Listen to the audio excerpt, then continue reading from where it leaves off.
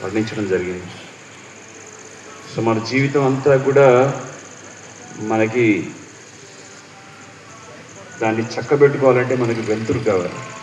చీకట్లో మన జీవితాన్ని మనం కొనసాగించలేము. అంధకారము, అజ్ఞానము అనే దాన్ని చీకటితో కొలుస్తారు. అలాగే నరకతుల్యమైనటువంటి జీవితాన్ని కూడా, నరకంలో ఉండేటటువంటి వాతావరణం కూడా పూర్తిగా చీకటిమయంతో వర్ణించడం జరిగింది. ఎక్కడైతే సూర్యరశ్మి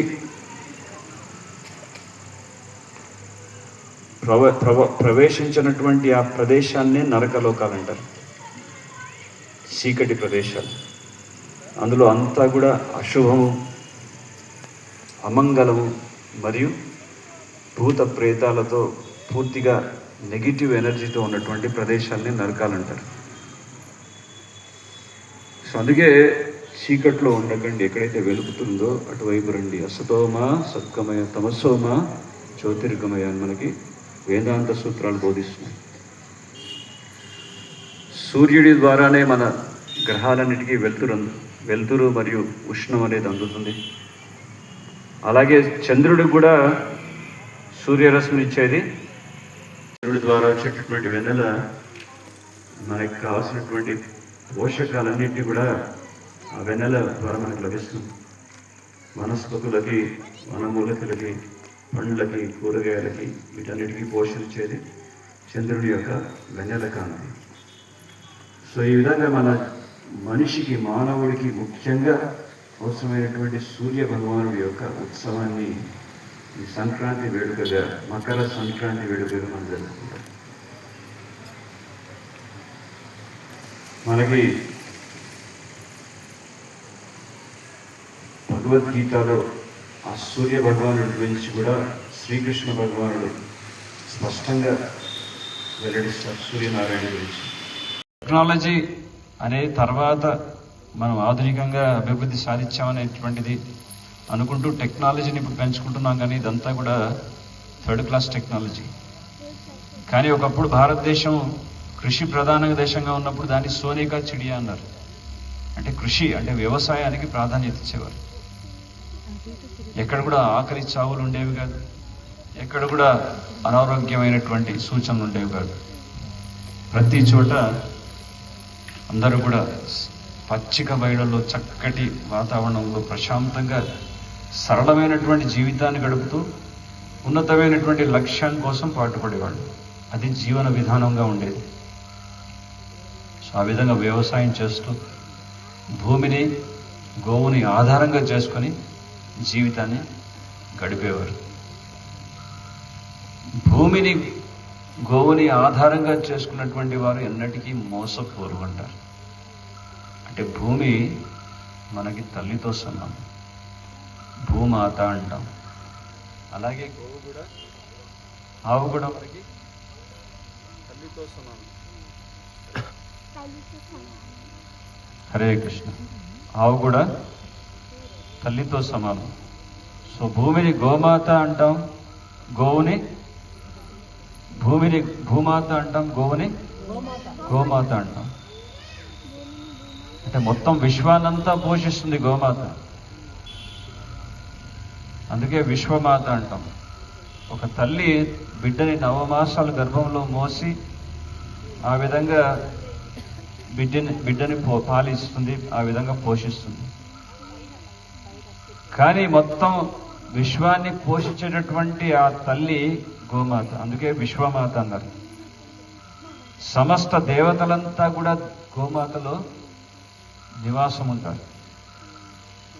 లక్ష్మీదేవి, లక్ష్మీ అమ్మవారు ఉన్నారట. మరి మొత్తం అందరూ కూడా గోమాతలో ఉంటే నాకు ఇక్కడ స్థానం అంటే ఇక గోమయం ఒకటి మిగిలిపోయింది, ఆవు పేడ. అందుకే లక్ష్మీదేవి అనుకుంది, నేను గోమయంలో ప్రవేశిస్తాను. అందుకే శాస్త్రం ఏం చెప్తుంది, గోమయే వసతే లక్ష్మి. సో ఈ రోజున, సంక్రాంతి రోజున గొబ్బెమ్మలు పెట్టేసి చక్కగా ఇంటి ముందు చక్కగా అలంకరణ చేసి, ఆ పిడకలు తయారు చేసి, పిడకలతో ఒక కుండలో చాలా రుచికరంగా పొంగళి వండి భగవంతుడికి నైవేద్యం పెడితే అది ఆ సంక్రాంతి పండుగ నిజంగా మనం చాలా ఘనంగా జరుపుకున్నటువంటి వాళ్ళు. అంటే గ్యాస్ పొయ్యి మీద, ఎలక్ట్రికల్ కుక్కర్ మీద రకరకాలుగా వండుతారు. కానీ సర్వశ్రేష్టమైనటువంటి వంట అనేది ఆవు పిడుకల మీద వండినటువంటి వంట. అదేంటండి ఆవు పేడ అని పొరపాటు పడ్డాడంటే దాంట్లో మనం చాలా నష్టపోతాం. ఎందుకంటే ఈవెన్ సైంటిస్టులు కూడా రుజువు చేసి చెప్తున్నటువంటి విషయం ఏంటంటే there is antiseptic properties within the కౌడ్ అని చెప్తున్నారు. ఆవు పేడలో రోగ నిరోధక శక్తులు ఉంటాయని చెప్తున్నారు. అలాగే గోమూత్రం, ఆవుకు ఒక నూపురం అంటూ ఉంటుంది. ఆ నూపురానికి ఒక నాడి ఒకటి ఉంటుంది. దాన్ని సూర్యకేతు నాడి అంటారు. అంటే మొత్తం సూర్యుడి నుంచి శక్తిని పుంజుకొని ఆ విధంగా ఔషధీయ తుల్యమైనటువంటి లక్షణాలతో ఉన్నటువంటి గోమూత్రాన్ని అది మనకి ఇస్తుంది. ఆవు పాలే ఇవ్వాల్సినటువంటి అవసరం లేదు. ఆవు పేడ, గోమూత్రం ఉంటే చాలు మన భూమిని బంగారంగా మార్చుకోవచ్చు. గోవు యొక్క ఎన్నో పేర్లలో ఒకానొక పేరేంటి అంటే భూమి ప్రియ. అంటే భూమికి చాలా ప్రియమైంది గోమాత. అప్పుడప్పుడు భూమి మీద పాపాత్ముల యొక్క భారం అనేది విపరీతంగా పెరిగిపోతే కూడా గోమాత యొక్క రూపాన్ని దాలుస్తుందంటారు. ఆ విధంగా దాల్చి బ్రహ్మలోకానికి వెళ్ళి అలాగే శ్వేతద్వీపానికి వెళ్ళి భగవంతుని వేడుకుంటాదట గోమాత. సో ఆ విధంగా భూమికి చాలా ప్రియమైంది గోవు. అంటే ఒక ఊర్లో గోవు సంచరిస్తుందంటే ఆ ఊరినంతటిని పావనం చేస్తుంది. ఏ ఊర్లో అయితే గోవు లేదో, ఏ ఊర్లో అయితే మందిరం ఉండదో, ఏ ఇంట్లో అయితే భగవద్గీత ఉండదో, ఎక్కడైతే హరినామ సంకీర్తన జరగదో ఆ ఊరు వల్లకాడుతో సమానం అంటారు. గోవు ఆ విధంగా ఊర్లో పరిభ్రమిస్తున్నప్పుడు గోమూత్రాన్ని, గోమయాన్ని విసర్జించినప్పుడు అది భూమితో కలవడంతో ఆ భూమి ఎంతో సారవంతంగా మారుతుంది. అటువంటి సారవంతమైనటువంటి భూమి మీద విత్తనం నాటితే అమృత తుల్యమైనటువంటి ఆహారం మనం పొందుతాం. దాన్నే గో ఆధారితంగా చేసేటటువంటి వ్యవసాయం అంటారు. గో ఆధారిత వ్యవసాయం అంటారు. సో ఇవన్నీ కూడా మన ప్రాచీన పద్ధతులన్నీ కూడా మన రైతులు మనకు నేర్పించినటువంటి విధానమే. సో వీటన్నిటినీ మనం మళ్ళీ స్మరణకు తెచ్చుకుంటూ ఏ విధంగా సంక్రాంతి పండుగ జరుపుకోవాలి, కనుమ రోజు గోవుని ఏ విధంగా గౌరవించాలి, సత్కరించాలి. సో కనుమ రోజు ఏం చేస్తాం? గోవు మనకి తల్లిగా మనకి ఎంతో ఆధారమై ఉంది. అలాగే వృషభము, ఎద్దు పొలాన్ని దున్ని పొలాన్ని సాగు చేస్తుంది. సో తండ్రితో సమానం అంటారు. ఎద్దు తండ్రితో సమానమైతే గోవు తల్లితో సమానం. సో అటువంటి ఎద్దుని, గోవుని చక్కగా అలంకరించి కనుమ రోజు వాటికి చక్కటి రుచికరమైనటువంటి ఆహారం అందజేసి వాటిని మనం పూజిస్తాం, గౌరవిస్తాం. ఇది మన సనాతన ధర్మం మనకు నేర్పిస్తున్నటువంటి విధానం. గోవు లేనిది ఎటువంటి పూజ మనం చేయలేము. మన భారతీయ సంస్కృతిలో ఉన్నటువంటి ఏ సంస్కారాన్ని మనం ఆచరించడం అనేది సాధ్యం కానటువంటి పని. మనిషి పుట్టినప్పటి నుంచి ఆఖరి తుది శ్వాస వరకు గోవు యొక్క ప్రమేయం లేదు ఎటువంటి సంస్కారం నిర్వహించబడదు. మందిరాల్లో విగ్రహ ప్రతిష్ట అనేది జరగడం సాధ్యం కానటువంటి పని. ఎందుకంటే విగ్రహాలు ప్రతిష్ఠించాలంటే గోమయం కావాలి, గో పంచామృతం కావాలి, భగవంతుడికి పంచామృత స్నానం చేయించాలి, యజ్ఞాలు చేయాలంటే గోవు యొక్క కృతం కావాలి. సో మందిరాలు ఏర్పడలేవు, సంస్కారాలు నిర్వహించలేము. ఆ విధంగా ఎటువంటి కార్యం అనేది ముందుకు సాగదు. అటువంటి గోవుని ఈరోజు నిర్దాక్షణ్యంగా కబేడాలకి తరలిస్తూ దాన్ని హత్య చేస్తున్నారంటే దాన్ని అరికెట్టాల్సినటువంటి బాధ్యత మనందరిది. మనందరం ప్రత్యక్షంగా కానీ పరోక్షంగా కానీ ఇప్పుడు అందరం ఈ ఊర్లో ఉన్నటువంటి వాళ్ళం, ఈ ఊరు చెందినటువంటి వారు. కొంతమంది హైదరాబాద్ పెద్ద పెద్ద పట్టణాలకు వెళ్ళారు, కొంతమంది విదేశాలకు వెళ్ళారు. కానీ మన మూలాన్ని మర్చిపోకూడదు. We should not forget our roots. మన ఊరు, మన గోవు, మన సంస్కృతి, మన సాంప్రదాయం. సో ఏ దేశం వేగినా ఎందుకు కాలేడు పొగడా నీ తల్లి భూమి భారత్. సో ఆ విధంగా మన రూట్స్ని మనం మర్చిపోకూడదు. వాట్ ఎవర్ అవర్ రూట్స్, మన భారతీయ కల్చర్ ఏంటి, ఇది మన culture. This is our culture. So we may be advanced in lot of technology. బాగా టెక్నికల్గా మనం బాగా అభివృద్ధి సాధించాం. We have invented so many things, so many gadgets. కొత్త కొత్త ఆవిష్కరణ మనకున్నాయి ఇప్పుడు. కానీ టెక్నాలజీ ప్రధానమైనటువంటి దేశం అయితే కాదు మన భారతదేశం. ఒక వందే మాతరం, సుజలాం సుఫలాం మలయజ శీతలాం సస్యశ్యామలాం. ఏంటి? సస్యశ్యామలాం వందే మాతరం అంటే సస్యశ్యామలంగా ఎక్కడ చూస్తే అక్కడ పచ్చిక బయళ్లతో ఉన్నటువంటి అద్భుతమైనటువంటి దేశం మన భారతదేశం. అంత సుభిక్షంగా ఎక్కడ కరువు గాటకల ఆకలి అనేది లేదు. మనకు కావాల్సినటువంటి ఆహార పదార్థాలన్నీ భూమి నుంచే వస్తున్నాయి. ఇప్పుడు కొత్త కొత్తగా ఆవిష్కరణలో మనం కంప్యూటర్ చిప్స్, ఆ చిప్స్ తయారు చేసాం. కానీ మనం ఆకలి తీరాలంటే మనం తినాల్సింది ఏంటి? Potato chips. కంప్యూటర్ చిప్స్ తిని మనం ఆకలి తీర్చుకోలేదు. మనం నట్స్, బోల్ట్స్ తయారు చేస్తున్నారు పెద్ద పెద్ద ఫ్యాక్టరీస్లో. ఈ నట్స్, బోల్ట్స్ తిని మనం బతకలేము. మనకు కావాల్సింది ఏంటి? అన్నం. సో భగవద్గీతలో చెప్తున్నారు, అన్నాద్ భవంతి భూతాని పర్జన్యాదన్న సంభవ యజ్ఞాద్ భవతి పర్జన్యో యజ్ఞకర్మ సముద్భవ. అన్నాద్ భవంతి భూతాని.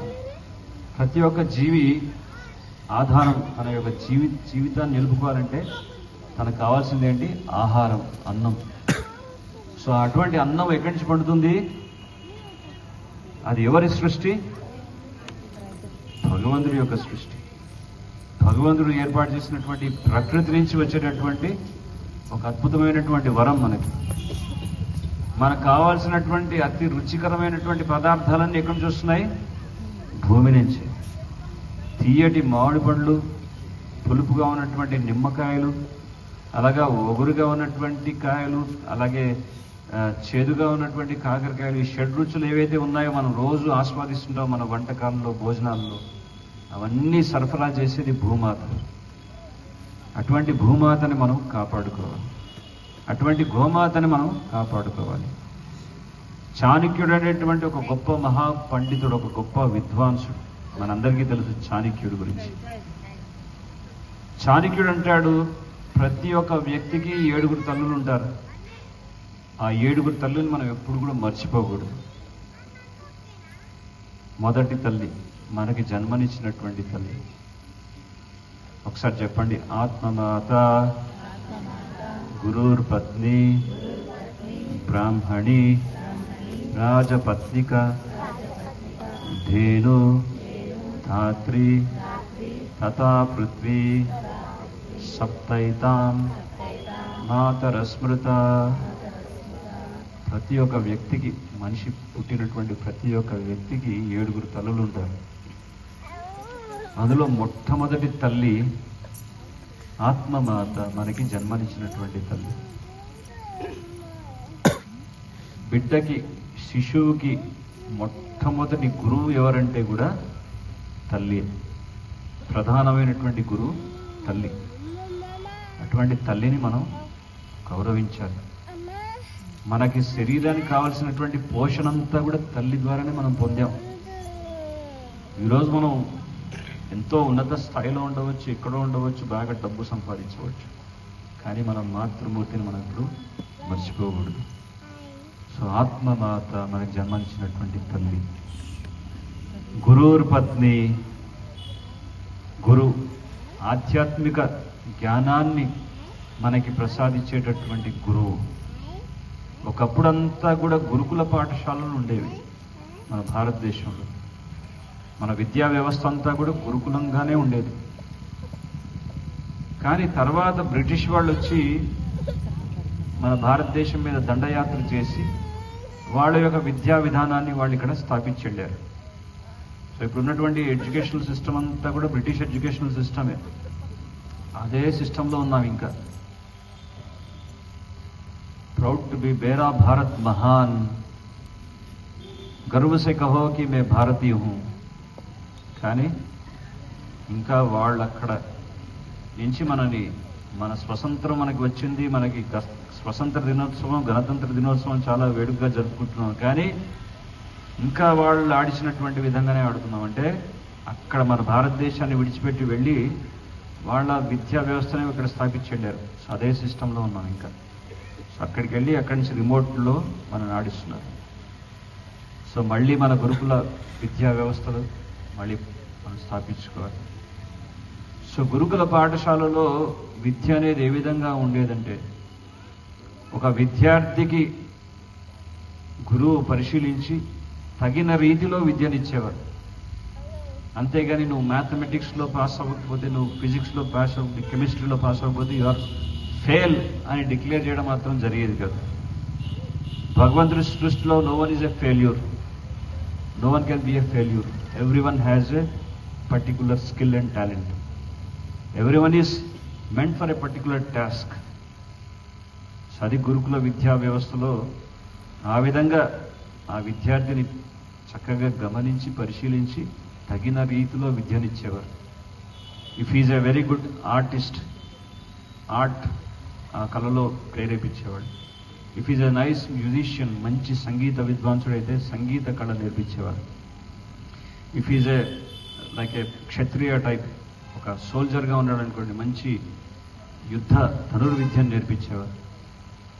ఒక మంచి బ్రాహ్మణుడిగా ఉన్నప్పుడు బ్రాహ్మణ విద్యని నేర్పించేవారు. సో ఆ విధంగా ఆ అర్హత యోగ్యతను కలిగించేవారు. అంతేగాని హీఈస్ నాట్ బీన్ రిజెక్టెడ్, ఎవరిని కూడా రిజెక్ట్ చేసేవారు కాదు. అది గురుకుల విద్యా వ్యవస్థ. అటువంటి గురుకుల విద్యలో గురుకుల విద్యని నేర్పిస్తున్నటువంటి గురువు ఆధ్యాత్మికంగా భాగవత ధర్మం గురించి జ్ఞానాన్ని ప్రసాదిస్తుంటాడు. అటువంటి జ్ఞానానికి పోషణిచ్చేటటువంటి గురువు యొక్క భార్యని, గురువు యొక్క పత్నిని గురుమాత అంటారు. ఆవిడ కూడా తల్లిగా గౌరవిస్తారు. సో అది మన భారతీయ సంస్కృతి. అందుకే మనకు జన్మనిచ్చినటువంటి తల్లితో పాటు గురుమాత, గురుపత్ని, తర్వాత బ్రాహ్మణి. బ్రాహ్మణి అంటే బ్రాహ్మణుడి యొక్క పత్ని. బ్రాహ్మణుడు ఏం చేస్తున్నాడు? మనకి సంస్కారాలు నిర్వహిస్తున్నాడు. జన్మనా జాయతే శూద్ర సంస్కారాత్ భవే ద్విజ అన్నారు. అంటే జన్మతః శూద్రుడైనప్పటికీ కూడా మంచి సంస్కారాల ద్వారా మనల్ని సంస్కరిస్తాడు బ్రాహ్మణుడు. పుట్టినప్పుడే మనిషికి నామకరణ సంస్కారం, జాతకర్మ సంస్కారం, అన్నప్రాస సంస్కారం, విద్యారంభ సంస్కారం, ఆ తర్వాత పెరిగి పెద్ద అయిన తర్వాత వివాహ యజ్ఞ సంస్కారం, ఇలా ఎన్నో సంస్కారాలు ఉంటాయి. ఈ సంస్కారాల ద్వారా సంస్కరించేటటువంటి వాడు బ్రాహ్మణుడు. మరి ఆ సంస్కారాలకి పోషణిచ్చేది ఎవరంటే బ్రాహ్మణ పత్ని, బ్రాహ్మణి. కనుక బ్రాహ్మణుడి యొక్క పత్ని కూడా తల్లితో సమానమే. అందుకే తల్లిగా గౌరవిస్తాం. సో ముగ్గురయ్యారు. ఎవరు? జన్మనిచ్చినటువంటి తల్లి, గురుపత్ని, బ్రాహ్మణి. రాజపత్నిక నాలుగోవారు. రాజు అనేటువంటి వాడు ఏం చేస్తాడు? ప్రజల యొక్క సంక్షేమం కోసం పాటుపడాల్సినటువంటి వాడు రాజు. ప్రజల యొక్క రక్షణ బాధ్యతని వహిస్తున్నటువంటి వాడు రాజు.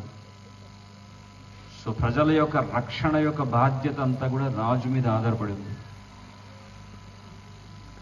ఆ రక్షణ గనక సరిగ్గా సక్రమంగా చేయకపోతే ఆయన ఎటువంటి రాజు? దేనికి ఆ రాజు? అందుకే అందరూ రామరాజ్యం కావాలని కోరుకుంటారు. రాముడే రాజుగా ఉంటే ఎంతో బాగుంటుంది అనుకుంటున్నారు. అంటే రాముడు రాజుగా పరిపాలిస్తున్నప్పుడు అయోధ్యలో ఒక సంఘటన జరిగింది. ఒక బ్రాహ్మణుడి యొక్క పుత్రుడు అకాల మృత్యు చెందుతాడు. అప్పుడు ఆ బ్రాహ్మణుడు వచ్చి రాజుగారిని, రాముడిని అడుగుతాడు, నా పుత్రుడు పుత్రుడి యొక్క చావుని నేను ప్రత్యక్షంగా చూడాల్సినటువంటి పరిస్థితి వచ్చిందంటే ఈ రాజ్యంలో దానికి బాధ్యత మీరే అంటాడు. అప్పుడు రాముడు కూడా ఒప్పుకుంటాడు, దీనికి కారకులు ఎవరో తప్పకుండా వాళ్ళని దండించి మీకు పూర్తి న్యాయం చేస్తుంటారు. అంటే అకాల మృత్యు అనేది చెందడం కూడా అది రాజు యొక్క బాధ్యతగా, అంత బాధ్యతగా వ్యవహరించేవారు రాజు. ఒక రాజు అనేటువంటి వాడు పరిపాలించేటప్పుడు కేవలం ప్రజలంటే మనుషులు మాత్రమే కాదు, ఆయన ప్రజలు. రాజు ఒక సక్రమమైనటువంటి రాజు యొక్క పరిపాలనలో గోవులు, వృషభము, ఎద్దులు, అక్కడ ఉన్నటువంటి సమస్త జీవులంతా కూడా ప్రజలతో సమానం. సో వాటి అన్నిటి యొక్క బాధ్యత రాజు వహించేవాడు. ఒకసారి ఒక చోళరాజు తన యొక్క రాజ్యం యొక్క ద్వారం దగ్గర ఒక పెద్ద గంటని అలా కట్టి, ఎవరైనా సరే ఏ సందర్భంలో అయినా సరే ఎటువంటి ప్రమాదంలో ఇరుక్కున్నా సరే మీరు వచ్చి గంటని మ్రోగించవచ్చు, నేను తక్షణమే మీకు కావాల్సినటువంటి న్యాయాన్ని నేను చేస్తాను, ఇది నా బాధ్యతగా నేను స్వీకరిస్తున్నానని చెప్పాడు. కానీ ఆయన యొక్క పరిపాలనలో ఎక్కడ కూడా ఎటువంటి లోటుపాట్లు లేవు. అందరినీ ధర్మ మార్గంలో నడిపిస్తున్నాడు. అందరినీ కూడా ధర్మ కార్యాల్లో పూర్తిగా నిమగ్నం చేస్తూ ఒక ధర్మపరాయణుడిగా, భగవంతుడి యొక్క ప్రతినిధిగా పరిపాలిస్తున్నాడు. ఒక రోజున రాత్రి సమయంలో ఒక గోవు వచ్చి గంటని మోగిస్తుంది టంగుమని. ఎవరి గంటను మోగించారని చెప్పి ఆశ్చర్యంగా లేచి నిద్ర చేసి చూడగానే యశ్చక్షురేషు సవిత సకలగ్రహాణం రాజా సమస్త సురమూర్తిర్ అశేష తేజ యస్యాజ్ఞయా భ్రమతి సంవృత కాలచక్రో గోవిందం ఆదిపురుషం తమహం భజామి. ఇక్కడ సూర్యనారాయణ గురించి మనకి బ్రహ్మ సంహిత అనేటువంటి సంహితలో మహా అద్భుతంగా వర్ణిస్తారు. సూర్యుడు భగవంతుడి యొక్క నేత్రం. ఎప్పుడైతే భగవంతుడు విరాట్ రూపాన్ని ప్రదర్శిస్తారో అందులో సూర్యుడు, చంద్రుడు రెండు నేత్రాలుగా మనకి దర్శనమిస్తారు. సూర్య చంద్రులు ఇద్దరు కూడా నేత్రంతో సమానం. యశ్చక్షురేషు సవిత, సూర్య భగవానుడి యొక్క ఇంకొక నామం సవిత. సకల గ్రహాణం, సమస్త గ్రహాలన్నిటికీ కూడా గ్రహాధిపతి రాజు సూర్యనారాయణుడు. సూర్యుడు లేకపోతే మన మానవులకి మనుగడ లేదు. సూర్యరశ్మి, సూర్యకాంతి వల్ల మనం పోషించబడుతున్నాం. జీవితాన్ని మనకి వెలుతురు వస్తుంది, శక్తి కూడా వస్తుంది. అటువంటి సూర్యుడు యస్యాజ్ఞ భ్రమతి సంవృత కాలచక్రం, ఆయన పరిభ్రమిస్తున్నాడు. వివిధ రాశుల నుంచి ఈ రోజున మకర రాశిలోకి ప్రవేశించేటటువంటి అతి పవిత్రమైనటువంటి పుణ్యతిథి. అందుకే మకర సంక్రాంతిగా మనం జరుపుకుంటాం. సో ఈ విధంగా ఈ మకర సంక్రాంతి అనేటువంటి విశేషమైనటువంటి పర్వదినంలో సూర్యనారాయణుడు పరిభ్రమిస్తున్నాడు. ఎస్ యాజ్ఞ అంటే భగవంతుడు యొక్క ఆజ్ఞానుసారంగా పరిభ్రమిస్తున్నాడు. ఆ విధంగా కాలచక్రం అనేది ఏర్పడుతుంది. మనకి సమయం అనేది నిర్ధారణ సూర్యుడి యొక్క పరిభ్రమణ ఆధారంగానే ఉంటుంది. సప్త అశ్వములతో ఉన్నటువంటి రథం మీద అరుణుడు స్వయంగా ఆ రథాన్ని తోలుతూ ఆ విధంగా ఆయన పరిభ్రమిస్తున్నాడు. అందుకే అరుణోదయం అని కూడా అంటాం. మనకి వేదాంత సూత్రాల్లో ఒకానొక సూత్రం చాలా ప్రత్యేకించి చెప్తున్నటువంటి విషయం ఏంటంటే, ఓం అసతోమ సద్గమయ తమసోమ జ్యోతిర్గమయ మృత్యోర్మ అమృతంగమయ. అసత్ అనేటువంటి అంధకారంలో ఉండకండి.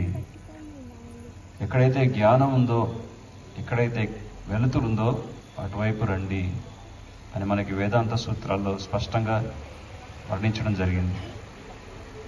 సో మన జీవితం అంతా కూడా మనకి దాన్ని చక్కబెట్టుకోవాలంటే మనకి వెలుతురు కావాలి.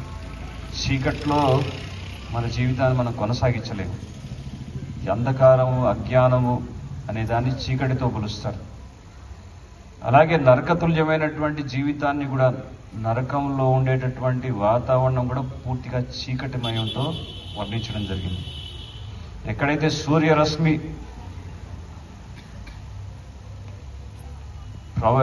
ప్రవేశించినటువంటి ఆ ప్రదేశాన్నే నరకలోకాలంటారు, చీకటి ప్రదేశాలు. అందులో అంతా కూడా అశుభము, అమంగళము మరియు భూత ప్రేతాలతో పూర్తిగా నెగిటివ్ ఎనర్జీతో ఉన్నటువంటి ప్రదేశాలని నరకాలంటారు. సో అందుకే చీకట్లో ఉండకండి, ఎక్కడైతే వెలుగుతుందో అటువైపు రండి. అసతోమ సద్గమయ తమసోమ జ్యోతిర్గమయ అని మనకి వేదాంత సూత్రాలు బోధిస్తున్నాయి. సూర్యుడి ద్వారానే మన గ్రహాలన్నిటికీ వెలుతురు మరియు ఉష్ణం అనేది అందుతుంది. అలాగే చంద్రుడికి కూడా సూర్యరశ్మినిచ్చేది, చంద్రుడుగా కాంతినిచ్చేది సూర్యరశ్మి ద్వారానే. అటువంటి చంద్రుడు ఆయన ఏం చేస్తున్నాడు? ఆ సూర్యరశ్మిని తీసుకొని చల్లటి వెన్నెలని మనకిస్తున్నాడు.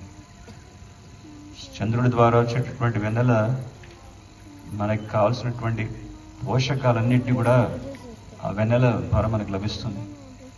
వనస్పతులకి, వనమూలికలకి, పండ్లకి, కూరగాయలకి, వీటన్నిటికీ పోషణ ఇచ్చేది చంద్రుని యొక్క వెన్నెల కాంతి. సో ఈ విధంగా మన మనిషికి, మానవుడికి ముఖ్యంగా అవసరమైనటువంటి సూర్య భగవానుడి యొక్క ఉత్సవాన్ని ఈ సంక్రాంతి వేడుకగా, మకర సంక్రాంతి వేడుకగా మనం జరుపుకుంటాం. మనకి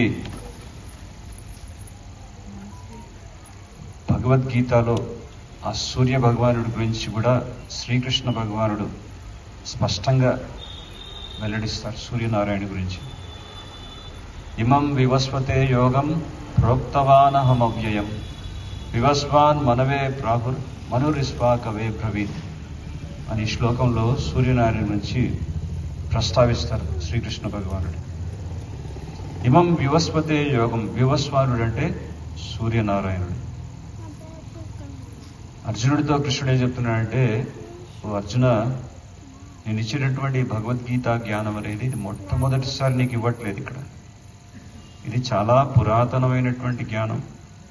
ఈ జ్ఞానాన్ని నేను ఇంతకు పూర్వమే ఈ జ్ఞానాన్ని సూర్య భగవానుడికి ఇచ్చి ఉన్నాను. సూర్య భగవానుడు వివస్వానుడు. ఇమం వివస్పతే యోగం ప్రోక్తవానహం అవ్యయం వివస్వాన్ మనవే ప్రాహుర్. సో సూర్య భగవానుడికి ఇచ్చినటువంటి జ్ఞానము మళ్ళీ తన కుమారుడైనటువంటి మనువుకి ఇచ్చారు. మనువు తనకు పుత్రుడైనటువంటి ఇస్వాకుకి ఇచ్చాడు.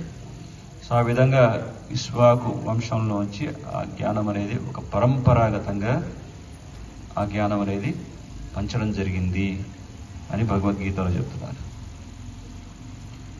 సో అటువంటి సూర్యనారాయణుడిని మనం ఉదయాన్నే లేచి ప్రతిరోజు సూర్య నమస్కారం చేసుకుంటూ ఆ సూర్యనారాయణుడిని మనం స్మరించాలి. మనకి ఎవరైనా ఏదైనా గిఫ్ట్ ఇచ్చారనుకోండి, వెంటనే థ్యాంక్స్ అని చెప్తాం, కృతజ్ఞత వ్యక్తపరుస్తాం. To express the gratitude is the attitude of a person. కేవలం తీసుకోవడం మాత్రమే కాదు, కానీ అంత లాభాన్ని మనం పొందుతున్నప్పుడు మనం తిరిగి మన కృతజ్ఞతని తెలియజేసుకోవాల్సినటువంటి అవసరం కూడా ఉంది. That is the gratitude we express. So ఆ విధంగా ఈ సంక్రాంతి పండుగగా మనం జరుపుకుంటున్నటువంటి పండుగ ప్రత్యేకంగా సూర్యనారాయణని మనం కీర్తించేటటువంటి చాలా శుభప్రదమైనటువంటి రోజు. అదేవిధంగా ఈరోజు దక్షిణాయనం అనేది సమాప్తమై ఉత్తరాయణ కాలం ప్రారంభమవుతుంది. మీ అందరూ విన్నారు భీష్మ పితామహుడి గురించి. మహాభారతంలో అతి పరాక్రమవంతుడైనటువంటి సర్వశ్రేష్టమైనటువంటి యోధుడు. సాక్షాత్తు తన గురువు అయినటువంటి పరశురాముడిని కూడా యుద్ధరంగంలో ఓడించినటువంటి గొప్ప నిష్ణాతుడు. మరి ఆ భీష్ముడు ఆయనకి ఇచ్చా మృత్యు అనేటువంటి వరానాన్ని పొంది ఉన్నారు తన యొక్క తండ్రి శంతను మహారాజు నుంచి. ఇచ్చా మృత్యు అంటే ఎప్పుడైనా ఆయన శరీరాన్ని వదలవచ్చు తన కోరిక అనుసారంగా. కురుక్షేత్ర యుద్ధంలో ఎప్పుడైతే తూట్లుగా అర్జునుడు బాణాలు విసిరి భీష్ముడిని పూర్తిగా రక్తసిక్తమైనటువంటి విధంగా చేసినప్పటికీ కూడా ఆయన ప్రాణాన్ని వదలలేదు. ఆయన రథం మించి పడుతూ ఉండగా కిందికి పడిపోతుండగా కృష్ణుడు అంటాడు, ఇటువంటి గొప్ప మహాయోధుడు మహాభక్తుడు నేల మీద పడడానికి వీల్లేదు. ఆ గొప్ప శూరుడు వీరుడు అయినటువంటి భీష్ముడికి బాణాలతో ఒక శయ్యని ఏర్పాటు చేయమని చెప్పి కృష్ణుడు చెప్పడం జరుగుతుంది. సో ఆ విధంగా అర్జునుడు ఆ హంపి శయ్య అనేది ఏర్పాటు చేసిన తర్వాత భీష్ముడిని ఆ హంపి శయ్య మీద శయనింపజేస్తారు. మన కురుక్షేత్రానికి వెళ్ళినప్పుడు ఇప్పటికీ కూడా భీష్ముడు పడుకున్నటువంటి హంపి శయ్య ఆ క్షేత్రంలో ఉంది. దాహము అని ఎప్పుడైతే భీష్ముడు అంటాడో అప్పుడే అర్జునుడు ఏం చేస్తాడు, భూమిలోంచి ఒక బాణాన్ని విసిరి పాతాళ గంగని రప్పిస్తాడు. ఇప్పటికీ మీరు కురుక్షేత్రానికి వెళ్ళినప్పుడు ఆ పాతాళ గంగ యొక్క కుండాన్ని ఇప్పుడు మనం దర్శించుకోవచ్చు. సో ఆ గంగాపుత్రుడైనటువంటి భీష్ముడికి సాధారణమైనటువంటి జలం ఏంటి? సాక్షాత్తు గంగనే రప్పించాడు. ఎవరు? అర్జునుడు. సో ఆ గంగా జలాన్ని సేవించి ఆ హంపిశయ మీద పడుకోనుండి ఆయన ఏం చేస్తున్నారు? బోధిస్తున్నారు. అటువంటి పరిస్థితుల్లో కూడా ధర్మసూత్రాల గురించి జ్ఞానాన్ని పంచుతున్నారు. అదేంటంటే మొత్తం శరీరం అంతా రక్తసిక్తమై ఉంది, మొత్తం తూట్లుగా శరీరం అంతా కూడా జల్లడి పట్టించేటటువంటి విధంగా మొత్తం గాయాలతో నిండిపోయింది. అప్పుడు కూడా బోధించాల్సినటువంటి అవసరం ఉందా అక్కడ అంటే చాలా ఉంది. యుధిష్ఠిర మహారాజుని హస్తినాపురానికి సామ్రాట్గా నియమించే ముందు రాజనీతి సూత్రాల గురించి, ఒక రాజుకు ఉండాల్సినటువంటి లక్షణాలు ఏంటి, ఎందుకంటే కేవలం పదవి మీద కూర్చోబెట్టడమే కాదు, పదవిని ఆరోహించే ముందు దానికి కావలసినటువంటి తగిన రీతిలో అన్ని విధాలుగా యోగ్యత కలిగినటువంటి రాజుని అక్కడ సింహాసనం మీద కూర్చోబెట్టాలి. కనుక రాజనీతి సూత్రాల గురించి బోధించారు. మొత్తం ఒక ఆదర్శవంతమైనటువంటి రాజు ఏ విధంగా పరిపాలించాలి, ప్రజల్ని ధర్మ మార్గంలో ఏ విధంగా నడిపించాలి, ఆ విధంగా ఒక భగవంతుడి యొక్క ప్రతినిధిగా నరదేవ అంటే రాజు భగవంతుడి యొక్క ప్రతినిధిగా ఏ విధంగా ఉంటాడు, అలాగే రాజుగా ఉంటూ రాజర్షిగా అంటే రాజుగా ఉంటూ ఒక ఋషిగా ఏ విధంగా వ్యవహరించాలి అనేటువంటి విషయాలన్నీ కూడా భీష్ముడు ధర్మరాజుకు బోధించారు ఆ కురుక్షేత్ర యుద్ధరంగంలో. అవన్నీ బోధించి ఈ ఉత్తరాయణ సమయం వరకు వేచి ఉండి ఇదే రోజున అంటే సంక్రాంతి రోజున ఉత్తరాయణ కాలం పవిత్రమైనటువంటి అత్యంత పవిత్రమైనటువంటి శుభ తిథిలో ఆయన శ్రీకృష్ణ భగవానుడి మీద పూర్తిగా మనసుని సంలగ్నం చేసి ఆ విధంగా దేహాన్ని వదిలేరు.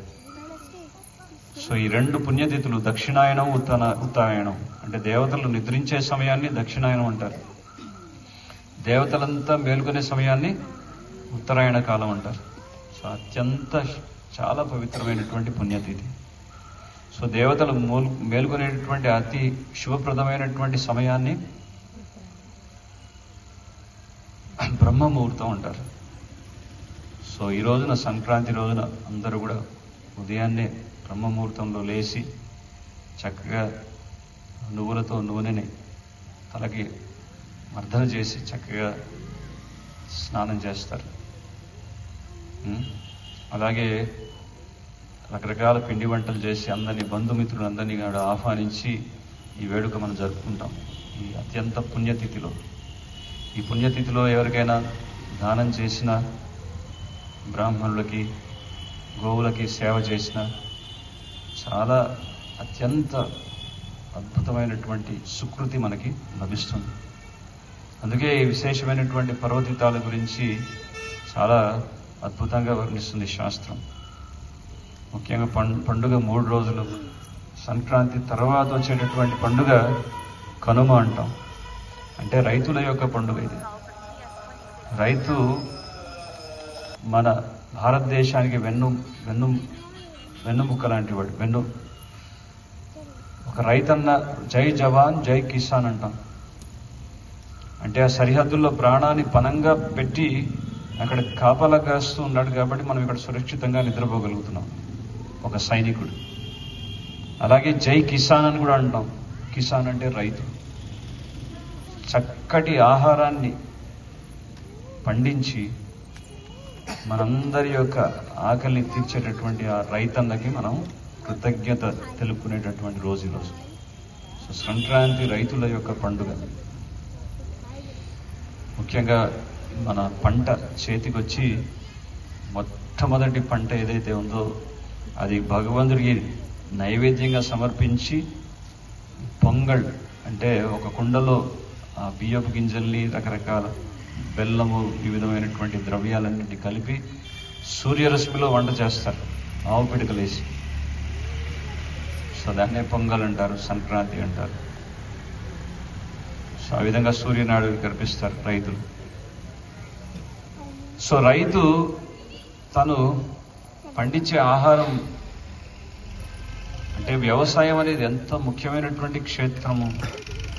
ఒకప్పుడు మన భారతదేశాన్ని సోనేకా చిడియా అనేవారు. అంటే అంత సస్యశ్యామలంగా అంత సుభిక్షంగా ఉండేది, ఇక్కడ దుర్భిక్షం అనేది ఉండేది కాదు. ఎందుకంటే మన భారతదేశం అనేది కృషి ప్రధాన దేశమై ఉంది. కృషి గోరక్ష వాణిజ్యం. సో కృషి అంటే వ్యవసాయం ఉందంటే తన కుమారుణ్ణి కూడా రహదారి మీద కట్టేసి ఆ ఒక పక్కన కళ్ళలోంచి పటపట నీళ్లు గారుతున్నప్పటికీ కూడా నేను వాగ్దానం చేశాను. అంటే క్షత్రియుడికి ఉండాల్సినటువంటి లక్షణం ఏంటంటే ప్రాణ్ జాయ లేక వచన్న జాయ. ప్రాణం పోయినా సరే మాట తప్పడు, అదొక లక్షణం. ఇంకో లక్షణం వచ్చేసి ఎవరైనా యుద్ధానికి ప్రేరేపించారనుకోండి, వెన్ను చూపించి మాత్రం పిరికి వాళ్ళలాగా పరిగెట్టాడు, అది రెండో లక్షణం. సో ఇక్కడ మాట ఇచ్చాడు, ఇక మాట తప్పకూడదు. ఏం చేశాడు? తన కుమారుని మించి తనే స్వయంగా రథాన్ని అత్యంత వేగంగా దూసుకెళ్తుంది. తన కుమారుని ఆ విధంగా దండించాడు, చంపేసి.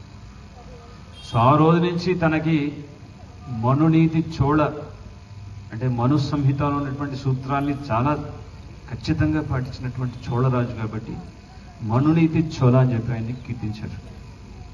సో అటువంటి రాజులు ప్రజల యొక్క సంక్షేమం కోసం పాటుపడుతూ, ప్రజలంటే కేవలం మనుషుల్ని మాత్రమే కాదు, అక్కడ ప్రతి ఒక్క జీవి కూడా ప్రజలతో సమానమే. అక్కడ ఉన్నటువంటి గోవులు, అక్కడ ఉన్నటువంటి సమస్త ప్రాణులంతా కూడా, జీవులంతా కూడా ప్రజలతో సమానమే. సో వాటి యొక్క సంక్షేమం కోసం పాటుపడేటటువంటి వాడే రాజు. సో రక్షణకి రక్షణ చేకూర్చేటటువంటి వాడు రాజు కాబట్టి ఆ రక్షణకి పోషణ ఇచ్చేటటువంటి వారు రాజమాత. సో ఏమంటారు? రాజమాత. సో రాజుగారి యొక్క పత్ని కూడా తల్లితో సమానమే. ఎంతమంది గారు? జన్మనిచ్చినటువంటి తల్లి, గురుపత్ని, బ్రాహ్మణ పత్ని, రాజపత్ని. తర్వాత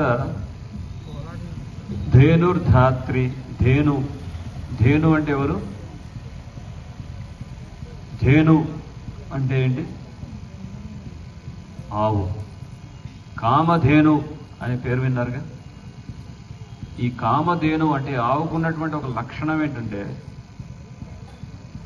మనం ఏదైతే కోరుకుంటామో ఆ కోరికలన్నింటినీ కూడా త్వరగా మనకి తీర్చేటటువంటి ఆ శక్తి గోమాతకు ఉంటుంది. అందుకే మన సనాతన ధర్మంలో గోవుని పూజిస్తూ, గోమాత చుట్టూ ప్రదక్షిణ చేస్తూ, ఏ విధంగా అయితే కష్టంలో ఉన్నప్పుడు బిడ్డకి తల్లి ఏ విధంగా అండగా ఉంటుందో, అలాగే కష్టాలు వచ్చినప్పుడు గోమాత యొక్క చెవులో కనుక వెళ్ళి మనం ఏదైతే కష్టాన్ని చెప్పుకుంటామో ఆ తల్లి యొక్క అనుగ్రహం వల్ల మన కష్టాలన్నీ కూడా తీరిపోతాయి, మన కోరికలన్నీ నెరవేరుతాయంట. అందుకే కామధేను అని కూడా అంటారు గోవుని. కామధేను అంటే కోరికలను తీర్చేటటువంటి ఆ లక్షణంతో ఉన్నటువంటి తల్లి గోమాత. అలాగే గోమాత ఆధ్యాత్మిక లోకంలో ఉన్నటువంటి ఆ లోకాన్ని కూడా గోలోకం అంటారు, కృష్ణుడి యొక్క లోకాన్ని. అక్కడ ఏం చేస్తున్నాడు కృష్ణుడు? చింతామణి ప్రకర సత్మషు కల్ప వృక్ష లక్షావృతేషు సురభీర విపాలయంతం లక్ష్మీ సహస్ర శత సంభ్రమ సేవ్యమానం గోవిందం ఆది పురుషం తమహం భజామి. చింతామణి అనేటువంటి అద్భుతమైనటువంటి వజ్ర వైడూర్యములతో పొదిగినటువంటి ఆ దివ్యధామమైనటువంటి గోలోకంలో శ్రీకృష్ణ భగవానుడు సురభి అనేటువంటి గోవుల్ని ఆయన ప్రత్యక్షంగా ఆయన వాటిని చూసుకుంటున్నాడట. ఆ గోపాలుడు. గోపాల అంటే అర్థం ఏంటి? గోవుల్ని పాలించేవాడు. రామావతారంలో సాక్షాత్తు రాముడు అయోధ్యాపతిగా, అయోధ్యాధీశుడిగా, రాజుగా ఉన్నాడు. అప్పుడు అంటాడు, నేను ప్రత్యక్షంగా రాజరికంలో ఉన్నాను కాబట్టి నాకు స్వయంగా గోవుల్ని సేవించేటటువంటి అవకాశం ఇక్కడ దొరకలేదు. కానీ తర్వాత ద్వాపర యుగంలో నేను ప్రత్యక్షంగా కృష్ణస్తు భగవాన్ స్వయం ఆ దేవదేవుడిగా నేను ఎప్పుడైతే అవతరిస్తానో ద్వాపర యుగంలో, అప్పుడు బృందావనంలో, ఆ బృందావనమైనటువంటి ఆ దివ్య క్షేత్రంలో నేను స్వయంగా గోవుల్ని మేపడానికి తోలుకొని వెళ్తాను పచ్చిక బయళ్ళలో అని చెప్పి కృష్ణుడు ఆ విధంగా ఆయన సంకల్పించుకున్నాడు, ఆ రాముడు. సో ఆ విధంగా కృష్ణుడుగా ఆయన స్వయంగా అవతరించి ఈ భూమండలం మీద బృందావనంలో, ఆ బృందావనంలో ప్రతి అడుగున కృష్ణుడి యొక్క పాదముద్రికలు ఉంటాయి. ఒకసారి గోవుల్ని మేపడానికి తీసుకువెళ్తున్నప్పుడు యశోదమ్మ అంటుంది కృష్ణుడితోటి, నాయనా కృష్ణ, అక్కడ బృందావనంలో ఆ అడవిలో రాళ్ళు, రప్పలు, ముళ్ళు కాళ్ళకి కుచ్చుకుంటాయి, ఆ విధంగా ఇబ్బంది పడతావు కనుక పాదరక్షకులు తొడుక్కొని వెళ్ళువయ్యా అని చెప్పి యశోదమ్మ ఎప్పుడైతే చెప్తుందో, అప్పుడు కృష్ణుడు అంటాడు, మరి నాకు పాదరక్షకులైతే మరి నా గోవుల పరిస్థితి ఏంటి? నాకు గొడుగు అయితే మరి నా గోవుల యొక్క పరిస్థితి ఏంటి అంటే, ఆ గోవులన్నిటికీ పాదరక్షకులు గొడుగును పెట్టాలంటే ఒక పెద్ద ఇండస్ట్రీ ఓపెన్ చేయాలి అక్కడ. సో 9 లక్షల గోవులు, నందమహారాజు దగ్గర ఉన్నటువంటి గోవులన్నీ 9 లక్షలు. అందుకే నందుడిని నందమహారాజు అన్నారు. అంటే ఒకప్పుడు ధనవంతుడు అంటే ఏదో పెద్ద పెద్ద అపార్ట్మెంట్లు కట్టేసి ఒక డబ్బా కారులో తిరిగినంత మాత్రం ధనవంతుడు కాదు. ధనవంతుడు అంటే గవయో ధనవాన్ ధాన్యో ధనవాన్ అని శాస్త్రం చెప్తుంది. అంటే ధాన్యం అనేది సమృద్ధిగా నిలవ ఉన్నటువంటి వాడు, గోసంతతి సమృద్ధిగా ఉన్నటువంటి వాడు ధనవంతుడు. మన శాస్త్రానుసారంగా ధనవంతుడి యొక్క నిర్వచనాన్ని మనం పరిశీలించినట్లయితే, సో నందమహారాజు దగ్గర 9 లక్షల ఆవులు ఉన్నాయి. మరి ఆ 9 లక్షల ఆవులకి పాదరక్షకులు అంటే సాధ్యమయ్యే పని కాదు. అందుకే కృష్ణుడు అన్నాడు, నేను కూడా పాదరక్షకులు వేసుకునేటువంటి ప్రస్తావనే లేదు అని కాళ్ళకి చెప్పులు లేకుండా బయలుదేరుతున్నాడు. ఈ మాట విన్నటువంటి బృందావనంలో ఉన్నటువంటి గోవులన్నీ ఏం చేశాయంటే, వెళ్ళి బృందావనంలో ఉన్నటువంటి నేలనంతా కూడా వాటి యొక్క గిట్టలతో తొక్కి వాటిని సాగు చేసి ఎంతో మధురమైనటువంటి రేతిగా, రమణీయమైనటువంటి రేతిగా, రమణ్ రేతి, ఇప్పటికి కూడా బృందావనంలో ఉన్నటువంటి మట్టిని రమణ్ రేతి అంటారు. మీరు కనుక బృందావనానికి సందర్శించడానికి వెళ్ళినప్పుడు అక్కడ నడుస్తూ వెళ్తుంటే ఒక చక్కటి మెత్తటి పాన్పు మీద పాదం మోపినటువంటి అనుభూతి మీకు కలుగుతుంది. సో అదే విధంగా ఉంటుంది అక్కడ మట్టి. సో ఇవన్నీ ఎవరు చేశారు అంటే గోవులే, కృష్ణుడి యొక్క పాదం కందిపోకుండా అన్నారు. సో అందుకే గోవులంటే కృష్ణుడికి చాలా ఇష్టం, కృష్ణుడంటే గోవులకి కూడా చాలా ఇష్టం. ముఖ్యంగా గోవులు బ్రాహ్మణులకి ఎంతో సేవ చేస్తున్నాయి, మనందరికీ ఎంతో సేవ చేస్తున్నాయి. సో కనుమ రోజు ఈ విధంగా గోవుల్ని సత్కరించాల్సినటువంటి బాధ్యత మనందరిది. గోవుని, ఎద్దుని. సో తల్లితో సమానమైనటువంటిది గోవు. 5 అయిపోయింది. ఇక ధేను, ధాత్రి. ధాత్రి అంటే మనం పెంచినటువంటి తల్లి, తల్లితో సమానంగా ఉన్నటువంటి తల్లి, మనం పెంచిన తల్లి, సాగుగా మనం గౌరవించాలి. ఆఖరిలో వచ్చేది పృథ్వీ. పృథ్వీ అంటే తథా పృథ్వీ అంటే ఎవరు? భూమి. భూమి కూడా మనకు తల్లితో సమానమే. ఏమీ లేదు. భూమిని ఏ విధంగా గౌరవించాలంటే భూమి మీద అనవసరంగా ప్లాస్టిక్ చల్లకండి. భూమిని విషతుల్యమైనటువంటి రసాయనాలు వేసి చల్లి భూమిని భ్రష్టు పట్టించద్దు. చాలు, అదొకటి చేస్తే భూమిని మనం కాపాడుకున్నటువంటి వాళ్ళం. భూమి మీద గోమూత్రం గోమయం చల్లి భూమిని సారవంతంగా చేసి ఆ విధంగా ఆ గో ఆధారితంగా చేసేటటువంటి వ్యవసాయం క్షేత్రాలు ఇంకా అభివృద్ధి సాధించాలి. రైతులుగా ఉన్నటువంటి వారు అది సంకల్పించుకున్నటువంటి రోజు మన భారతదేశంలో నిజంగా పూర్వ వైభవాన్ని తీసుకొచ్చినటువంటి వారు అవుతారు. ఎందుకంటే సస్యశ్యామలాం మాతరం వందే మాతరం. సస్యశ్యామలమైనటువంటి ఆ కృషి ప్రధానమైనటువంటి దేశంగా మనం మళ్ళీ మన వైభవాన్ని మనం తెచ్చుకోవాలి.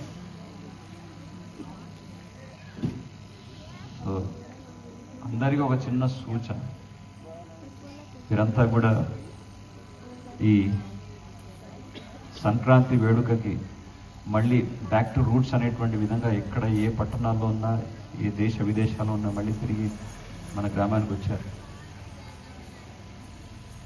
మన పూర్వ వైభవం ఏదైతే ఉందో, మన పెద్దలు ఏదైతే చేశారో దాన్ని మనం కాపాడాల్సినటువంటి బాధ్యత మన తర్వాత తరానికి ఉంది. So we should protect our culture, hour tradition. ఈ రోజున పండుగ ఎందుకు జరుపుకోవాలి, అసలు దీపావళి ఎన్ని రోజుల పండుగ, సంక్రాంతి ఎన్ని రోజుల పండుగ అనేటువంటి సమాచారం కూడా లేదు. ఎందుకంటే మన పూర్వీకులు ఏంటంటే ఈ విషయాలు మనకు చెప్పి మనం ప్రేరేపిస్తూ మన వైభవాన్ని, మన సనాతన ధర్మం యొక్క విశిష్టత గురించి చెప్తూ మనని ప్రేరేపించేవారు. కానీ వీటి గురించి చర్చించకపోతే మనం ఎక్కడికో వెళ్ళిపోతున్నాం, మనం ఏదో సాధించామనుకుంటున్నాం, కానీ we are forgetting our culture. Hare Krishna. So ఆఖరిలో ఒక చిన్న విజ్ఞప్తి, ఈరోజు మీరంతా కూడా నిలబడి ఈ సంక్రాంతి భోగి రోజు ఒక చిన్న సంకల్పం తీసుకుంటే బాగుంటుంది. ఈ సంకల్పం చెప్పించి మిమ్మల్ని భయపడే ఉద్దేశం నాకు లేదు. ఈ సంకల్పం చాలా సరళమైనటువంటి విధానం. ఇందులో ఏదైనా ఒకటైనా పాటించవచ్చు. ఆ చిన్న పిల్లలు వాళ్ళు కూడా పాటించేటటువంటి విధంగానే ఉంటుంది ఈ సంకల్పం. అయ్యో మరి సంకల్పం తీసుకున్నానే పాటించకపోతే ఏమవుతుందనేటువంటి భయాలు ఏమీ అవసరం లేదు. ఇది చాలా సరళంగా, చాలా సునాయాసంగా అందరూ ఆచరించేటటువంటి విధానమే. సో ఇప్పుడు మనం ఏ విధంగా అయితే మన నేషనల్ యాంథమ్ జనగణ మన అధినాయక జయ మనం రెస్పెక్ట్ఫుల్గా నిలబడి మన భారతదేశాన్ని మనం గౌరవిస్తాము, అదేవిధంగా ఈ సంక్రాంతి రోజున మనము గోమాత సేవ చేస్తామని నిలబడి అందరం సంకల్పం తీసుకుందాం. అందరూ దయచేసి నిలబడండి. మళ్ళీ స్మరణకు తెచ్చుకుంటూ ఏ విధంగా సంక్రాంతి పండుగ జరుపుకోవాలి, కనుమ రోజు గోవుని ఏ విధంగా గౌరవించాలి, సత్కరించాలి. సో కనుమ రోజు ఏం చేస్తాం, గోవు మనకి తల్లిగా మనకి ఎంతో ఆధారమై ఉంది. అలాగే వృషభం, ఎద్దు పొలాన్ని దున్ని పొలాన్ని సాగు చేస్తుంది. సో తండ్రితో సమానం అంటారు. ఎద్దు తండ్రితో సమానమైతే గోవు తల్లితో సమానం. సో అటువంటి ఎద్దుని గోవుని చక్కగా అలంకరించి కనుమ రోజు వాటికి చక్కటి రుచికరమైనటువంటి ఆహారం అందజేసి వాటిని మనం పూజిస్తాం, గౌరవిస్తాం. ఇది మన సనాతన ధర్మం మనకు నేర్పిస్తున్నటువంటి విధానం. గోవు లేనిది ఎటువంటి పూజ మనం చేయలేము. మన భారతీయ సంస్కృతిలో ఉన్నటువంటి ఏ సంస్కారాన్ని మనం ఆచరించడం అనేది సాధ్యం కానటువంటి పని. మనిషి పుట్టినప్పటి నుంచి ఆఖరి తుది శ్వాస వరకు గోవు యొక్క ప్రమేయం లేదు ఎటువంటి సంస్కారం నిర్వహించబడదు. మందిరాల్లో విగ్రహ ప్రతిష్ట అనేది జరగడం సాధ్యం కానటువంటి పని. ఎందుకంటే విగ్రహాలు ప్రతిష్ఠించాలంటే గోమయం కావాలి, గో పంచామృతం కావాలి, భగవంతుడికి పంచామృత స్నానం చేయించాలి, యజ్ఞాలు చేయాలంటే గోవు యొక్క కృతం కావాలి. సో మందిరాలు ఏర్పడలేవు, సంస్కారాలు నిర్వహించలేము. ఆ విధంగా ఎటువంటి కార్యం అనేది ముందుకు సాగదు. అటువంటి గోవుని ఈరోజు నిర్దాక్షణ్యంగా కబేడాలకి తరలిస్తూ దాన్ని హత్య చేస్తున్నారంటే దాన్ని అరికెట్టాల్సినటువంటి బాధ్యత మనందరిది. మనందరం ప్రత్యక్షంగా కానీ పరోక్షంగా కానీ ఇప్పుడు అందరం ఈ ఊరిలో ఉన్నటువంటి వాళ్ళం, ఈ ఊరు చెందినటువంటి వాళ్ళు. కొంతమంది హైదరాబాద్ పెద్ద పెద్ద పట్టణాలకు వెళ్ళారు, కొంతమంది విదేశాలకు వెళ్ళారు. కానీ మన మూలాన్ని మర్చిపోకూడదు. We should not forget our roots. మన ఊరు, మన గోవు, మన సంస్కృతి, మన సాంప్రదాయం. సో ఏ దేశం వేగినా ఎందుకు కార్యుడు పొగడా నీ తల్లి భూమి భారత్. సో ఆ విధంగా మన రూట్స్ని మనం మర్చిపోకూడదు. వాట్ ఎవర్ అవర్ రూట్స్, మన భారతీయ కల్చర్ ఏంటి, ఇది మన culture, this is our culture. So we may be advanced in lot of technology. బాగా టెక్నికల్గా మనం బాగా అభివృద్ధి సాధించాం. We have invented so many things, so many gadgets, కొత్త కొత్త ఆవిష్కరణ మనకున్నాయి ఇప్పుడు. కానీ టెక్నాలజీ ప్రధానమైనటువంటి దేశం అయితే కాదు మన భారతదేశం. ఒక వందే మాతరం సుజలాం సుఫలాం మలయజ శీతలాం సస్యశ్యామలాం. ఏంటి? సస్యశ్యామలాం వందే మాతరం అంటే సస్యశ్యామలంగా ఎక్కడ చూస్తే అక్కడ పచ్చిక బయళ్లతో ఉన్నటువంటి అద్భుతమైనటువంటి దేశం మన భారతదేశం. అంత సుభిక్షంగా ఎక్కడ కరువు కాటకల ఆకలి అనేది లేదు. మనకు కావాల్సినటువంటి ఆహార పదార్థాలన్నీ భూమి నుంచే వస్తున్నాయి. ఇప్పుడు కొత్త కొత్తగా ఆవిష్కరణలో మనం కంప్యూటర్ చిప్స్, ఆ చిప్స్ తయారు చేసాం. కానీ మనం ఆకలి తీరాలంటే మనం తినాల్సింది ఏంటి? పొటాటో చిప్సే. కంప్యూటర్ చిప్స్ తిని మనం ఆకలిని తీర్చుకోలేం. మనం నట్స్ బోల్ట్స్ తయారు చేస్తున్నారు పెద్ద పెద్ద ఫ్యాక్టరీస్లో. ఈ నట్స్ బోల్ట్స్ తిని మనం బతకలేము. మనకు కావాల్సింది ఏంటి? అన్నం. సో భగవద్గీతలో చెప్తున్నారు, అన్నాద్ భవంతి భూతాని పర్జన్యాదన్న సంభవ యజ్ఞాద్ భవతి పర్జన్యో యజ్ఞకర్మ సముద్భవ. అన్నాద్ భవంతి భూతాని. ప్రతి ఒక్క జీవి ఆధారం, తన యొక్క జీవితాన్ని నిలుపుకోవాలంటే తనకు కావాల్సింది ఏంటి? ఆహారం, అన్నం. సో అటువంటి అన్నం ఎక్కడి నుంచి పండుతుంది? అది ఎవరి సృష్టి? భగవంతుడి యొక్క సృష్టి. భగవంతుడు ఏర్పాటు చేసినటువంటి ప్రకృతి నుంచి వచ్చేటటువంటి ఒక అద్భుతమైనటువంటి వరం మనకి. మనకు కావాల్సినటువంటి అతి రుచికరమైనటువంటి పదార్థాలన్నీ ఎక్కడి నుంచి వస్తున్నాయి? భూమి నుంచే. తీయటి మామిడి పండ్లు, పులుపుగా ఉన్నటువంటి నిమ్మకాయలు, అలాగా ఒగురుగా ఉన్నటువంటి కాయలు, అలాగే చేదుగా ఉన్నటువంటి కాకరకాయలు, ఈ షడ్రుచులు ఏవైతే ఉన్నాయో మనం రోజు ఆస్వాదిస్తుంటాం మన వంటకాల్లో, భోజనాల్లో, అవన్నీ సరఫరా చేసేది భూమాత. అటువంటి భూమాతని మనం కాపాడుకోవాలి. అటువంటి గోమాతని మనం కాపాడుకోవాలి. చాణక్యుడు అనేటువంటి ఒక గొప్ప మహాపండితుడు, ఒక గొప్ప విద్వాంసుడు, మనందరికీ తెలుసు చాణక్యుడి గురించి. చాణక్యుడు అంటాడు, ప్రతి ఒక్క వ్యక్తికి 7 తల్లులు ఉంటారు. ఆ 7 తల్లిని మనం ఎప్పుడు కూడా మర్చిపోకూడదు. మొదటి తల్లి మనకి జన్మనిచ్చినటువంటి తల్లి. ఒకసారి చెప్పండి, ఆత్మమాత గురుర్పత్ని బ్రాహ్మణి ధేను ధాత్రి తథా పృథ్వీ సప్తైతాం మాతరస్మృత. ప్రతి ఒక్క వ్యక్తికి, మనిషి పుట్టినటువంటి ప్రతి ఒక్క వ్యక్తికి 7 తల్లులు ఉంటారు. అందులో మొట్టమొదటి తల్లి ఆత్మమాత, మనకి జన్మనిచ్చినటువంటి తల్లి. బిడ్డకి, శిశువుకి మొట్టమొదటి గురువు ఎవరంటే కూడా తల్లి. ప్రధానమైనటువంటి గురువు తల్లి. అటువంటి తల్లిని మనం గౌరవించాలి. మనకి శరీరానికి కావలసినటువంటి పోషణ అంతా కూడా తల్లి ద్వారానే మనం పొందాం. ఈరోజు మనం ఎంతో ఉన్నత స్థాయిలో ఉండవచ్చు, ఎక్కడో ఉండవచ్చు, బాగా డబ్బు సంపాదించవచ్చు, కానీ మనం మాతృమూర్తిని మనం ఇప్పుడు దాహము అని ఎప్పుడైతే భీష్ముడు అంటాడో అప్పుడే అర్జునుడు ఏం చేస్తాడు, భూమిలోంచి ఒక బాణాన్ని విసిరి పాతాళ గంగని రప్పిస్తాడు. ఇప్పటికీ మీరు కురుక్షేత్రానికి వెళ్ళినప్పుడు ఆ పాతాళ గంగ యొక్క కుండాన్ని ఇప్పుడు మనం దర్శించుకోవచ్చు. సో ఆ గంగాపుత్రుడైనటువంటి భీష్ముడికి సాధారణమైనటువంటి జలం ఏంటి? సాక్షాత్తు గంగనే రప్పించాడు. ఎవరు? అర్జునుడు.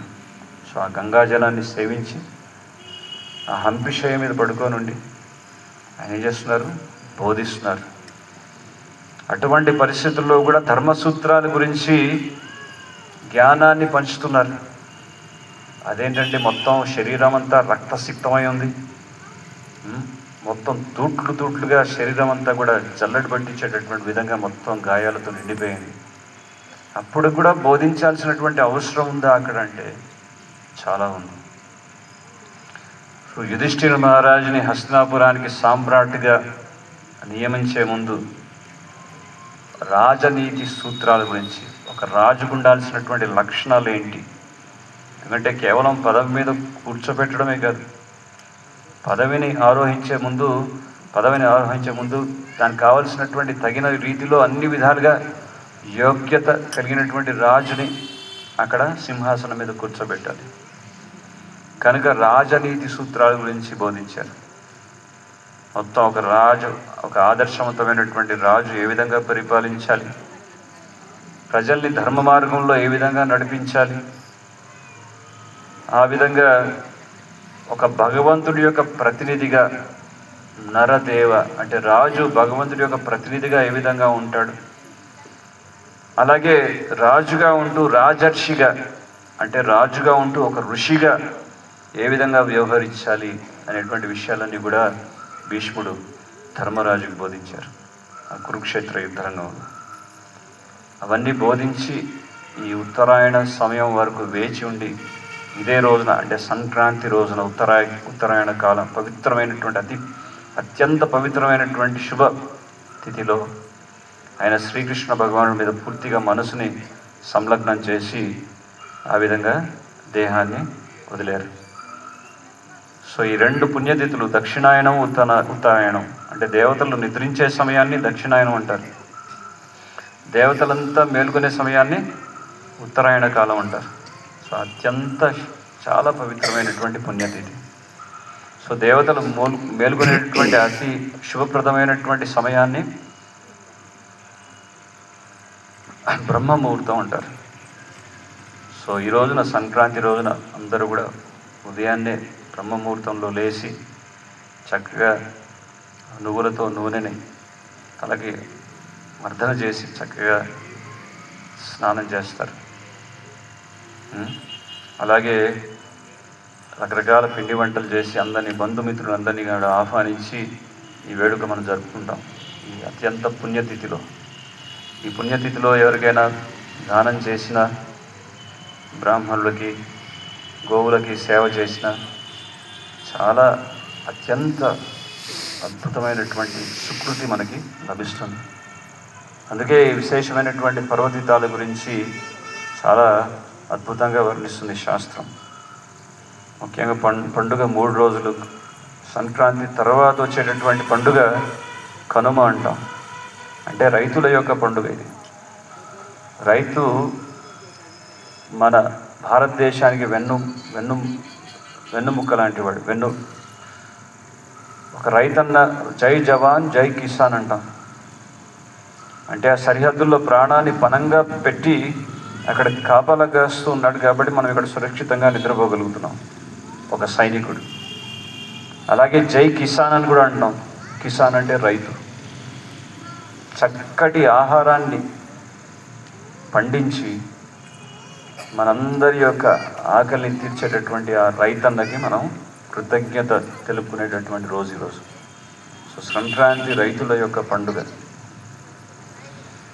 ముఖ్యంగా మన పంట చేతికి వచ్చి మొట్టమొదటి పంట ఏదైతే ఉందో అది భగవంతుడికి నైవేద్యంగా సమర్పించి పొంగల్ అంటే ఒక కుండలో ఆ బియ్యపు గింజల్ని రకరకాల బెల్లము, వివిధమైనటువంటి ద్రవ్యాలన్నింటినీ కలిపి సూర్యరశ్మిలో వంట చేస్తారు, ఆవు పిడకలేసి.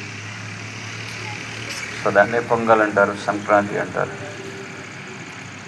సో ఆ విధంగా సూర్యనారాయణ గడిపిస్తారు రైతులు. సో రైతు తను పండించే ఆహారం అంటే వ్యవసాయం అనేది ఎంతో ముఖ్యమైనటువంటి క్షేత్రము. ఒకప్పుడు మన భారతదేశాన్ని సోనేకా చిడియా అనేవారు, అంటే అంత సస్యశ్యామలంగా తో సమానం. సో భూమిని గోమాత అంటాం, గోవుని భూమాత అంటాం, గోవుని గోమాత అంటాం. అంటే మొత్తం విశ్వాన్నంతా పోషిస్తుంది గోమాత, అందుకే విశ్వమాత అంటాం. ఒక తల్లి బిడ్డని 9 మాసాలు గర్భంలో మోసి ఆ విధంగా బిడ్డని పాలిస్తుంది, ఆ విధంగా పోషిస్తుంది. కానీ మొత్తం విశ్వాన్ని పోషించేటటువంటి ఆ తల్లి గోమాత, అందుకే విశ్వమాత అన్నారు. సమస్త దేవతలంతా కూడా గోమాతలో నివాసం ఉంటారు. లక్ష్మీదేవి, లక్ష్మీ అమ్మవారు అన్నారట. మరి మొత్తం అందరూ కూడా గోమాతలో ఉంటే నాకు ఇక్కడ స్థానము అంటే ఇక గోమయం ఒకటి మిగిలిపోయింది, ఆవు పేడ. అందుకే లక్ష్మీదేవి అనుకుంది, నేను గోమయంలో ప్రవేశిస్తాను. అందుకే శాస్త్రం ఏం చెప్తుంది, గోమయే వసతే లక్ష్మి. సో ఈ రోజున సంక్రాంతి రోజున గొబ్బెమ్మలు పెట్టేసి చక్కగా ఇంటి ముందు చక్కగా అలంకరణ చేసి ఆ పిడకలు తయారు చేసి పిడకలతో ఒక కుండలో చాలా రుచికరంగా పొంగళి వండి భగవంతుడికి నైవేద్యం పెడితే అది ఆ సంక్రాంతి పండుగ నిజంగా మనం చాలా ఘనంగా జరుపుకున్నటువంటి వాళ్ళు. అంటే గ్యాస్ పొయ్యి మీద, ఎలక్ట్రికల్ కుక్కర్ మీద రకరకాలుగా వండుతారు, కానీ సర్వశ్రేష్టమైనటువంటి వంట అనేది ఆవు పిడకల మీద వండినటువంటి వంట. అదేంటండి ఆవు పేడ అని పొరపాటు పడ్డాడంటే దాంట్లో మనం చాలా నష్టపోతాం. ఎందుకంటే ఈవెన్ సైంటిస్టులు కూడా రుజువు చేసి చెప్తున్నటువంటి విషయం ఏంటంటే there is antiseptic properties within the cow dung అని చెప్తున్నారు. ఆవు పేడలో రోగనిరోధక శక్తులు ఉంటాయని చెప్తున్నారు. అలాగే గోమూత్రం, ఆవుకు ఒక నూపురం అంటూ ఉంటుంది. ఆ నూపురానికి ఒక నాడి ఒకటి ఉంటుంది, దాన్ని సూర్యకేతు నాడి అంటారు. అంటే మొత్తం సూర్యుడి నుంచి శక్తిని పుంజుకొని ఆ విధంగా ఔషధీయ తుల్యమైనటువంటి లక్షణాలతో ఉన్నటువంటి గోమూత్రాన్ని అది మనకి ఇస్తుంది. ఆవు పాలే ఇవ్వాల్సినటువంటి అవసరం లేదు, ఆవు పేడ గోమూత్రం ఉంటే చాలు మన భూమిని బంగారంగా మార్చుకోవచ్చు. గోవు యొక్క ఎన్నో పేర్లలో ఒకానొక పేరేంటి అంటే భూమి ప్రియ, అంటే భూమికి చాలా ప్రియమైంది గోమాత. అప్పుడప్పుడు భూమి మీద పాపాత్ముల యొక్క భారం అనేది విపరీతంగా పెరిగిపోతే కూడా గోమాత యొక్క రూపాన్ని దాలుస్తుందంటారు. ఆ విధంగా దాల్చి బ్రహ్మలోకానికి వెళ్ళి అలాగే శ్వేతద్వీపానికి వెళ్ళి భగవంతుని వేడుకుంటుందట గోమాత. సో ఆ విధంగా భూమికి చాలా ప్రియమైంది గోవు. అంటే ఒక ఊర్లో గోవు సంచరిస్తుందంటే ఆ ఊరినంతటిని పావనం చేస్తుంది. ఏ ఊర్లో అయితే గోవు లేదో, ఏ ఊర్లో అయితే మందిరం ఉండదో, ఏ ఇంట్లో అయితే భగవద్గీత ఉండదో, ఎక్కడైతే హరినామ సంకీర్తన జరగదో ఆ ఊరు వల్లకాడుతో సమానం అంటారు. గోవు ఆ విధంగా ఊర్లో పరిభ్రమిస్తున్నప్పుడు గోమూత్రాన్ని, గోమయాన్ని విసర్జించినప్పుడు అది భూమితో కలవడంతో ఆ భూమి ఎంతో సారవంతంగా మారుతుంది. అటువంటి సారవంతమైనటువంటి భూమి మీద విత్తనం నాటితే అమృత తుల్యమైనటువంటి ఆహారం మనం పొందుతాం. దాన్నే గో ఆధారితంగా చేసేటటువంటి వ్యవసాయం అంటారు, గో ఆధారిత వ్యవసాయం అంటారు. సో ఇవన్నీ కూడా మన ప్రాచీన పద్ధతులన్నీ కూడా మన రైతులు మనకు ఇమం వివస్వతే యోగం. వివస్వానుడు అంటే సూర్యనారాయణుడు. అర్జునుడితో కృష్ణుడు ఏం చెప్తున్నాడంటే, ఓ అర్జున, నేను ఇచ్చేటటువంటి భగవద్గీత జ్ఞానం అనేది ఇది మొట్టమొదటిసారి నీకు ఇవ్వట్లేదు ఇక్కడ. ఇది చాలా పురాతనమైనటువంటి జ్ఞానం. ఈ జ్ఞానాన్ని నేను ఇంతకు పూర్వమే ఈ జ్ఞానాన్ని సూర్య భగవానుడికి ఇచ్చి ఉన్నాను. సూర్య భగవానుడు వివస్వానుడు. ఇమం వివస్వతే యోగం ప్రోక్తవాన్ అహం అవ్యయం వివస్వాన్ మనవే ప్రాహు. సో సూర్య భగవానుడికి ఇచ్చినటువంటి జ్ఞానము మళ్ళీ తన కుమారుడైనటువంటి మనువుకి ఇచ్చారు. మనువు తనకు పుత్రుడైనటువంటి ఇస్వాకుకి ఇచ్చాడు. సో ఆ విధంగా ఇస్వాకు వంశంలోంచి ఆ జ్ఞానం అనేది ఒక పరంపరాగతంగా ఆ జ్ఞానం అనేది పంచడం జరిగింది అని భగవద్గీతలో చెప్తున్నారు.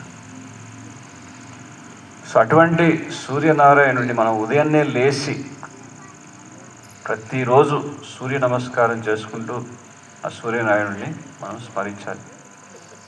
మనకి ఎవరైనా ఏదైనా గిఫ్ట్ ఇచ్చారనుకోండి, వెంటనే థ్యాంక్స్ అని చెప్తాం, కృతజ్ఞత వ్యక్తపరుస్తాం. To express the gratitude is the attitude of a person. కేవలం తీసుకోవడం మాత్రమే కాదు, కానీ అంత లాభాన్ని మనం పొందుతున్నప్పుడు మనం తిరిగి మన కృతజ్ఞతని తెలియజేసుకోవాల్సినటువంటి అవసరం కూడా ఉంది. That is the gratitude we express. So ఆ విధంగా ఈ సంక్రాంతి పండుగగా మనం జరుపుకుంటున్నటువంటి పండుగ ప్రత్యేకంగా సూర్యనారాయణని మనం కీర్తించేటటువంటి చాలా శుభప్రదమైనటువంటి రోజు. అదేవిధంగా ఈరోజు దక్షిణాయనం అనేది సమాప్తమై ఉత్తరాయణ కాలం ప్రారంభమవుతుంది. మీ అందరూ విన్నారు భీష్మ పితామహుడి గురించి. మహాభారతంలో అతి పరాక్రమవంతుడైనటువంటి సర్వశ్రేష్టమైనటువంటి యోధుడు. సాక్షాత్తు తన గురువైనటువంటి పరశురాముడు కూడా యుద్ధరంగంలో ఓడించినటువంటి గొప్ప నిష్ణాతుడు. మరి ఆ భీష్ముడు ఆయనకి ఇచ్ఛా మృత్యు అనేటువంటి వరానాన్ని పొంది ఉన్నారు తన యొక్క తండ్రి శంతను మహారాజు నుంచి. ఇచ్ఛా మృత్యు అంటే ఎప్పుడైనా ఆయన శరీరాన్ని వదలవచ్చు తన కోరిక అనుసారంగా.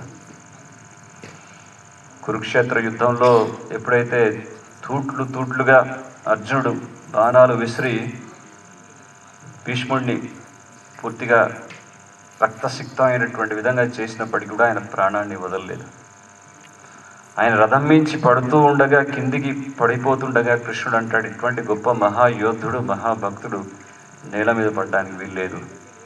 ఆ గొప్ప శూరుడు వీరుడైనటువంటి భీష్ముడికి బాణాలతో ఒక శయ్యని ఏర్పాటు చేయమని చెప్పి కృష్ణుడు చెప్పడం జరుగుతుంది.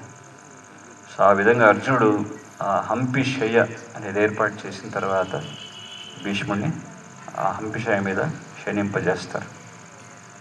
మన కురుక్షేత్రానికి వెళ్ళినప్పుడు ఇప్పటికీ కూడా భీష్ముడు పడుకున్నటువంటి హంపి శయ్య కాలచక్రో గోవిందం ఆదిపురుషం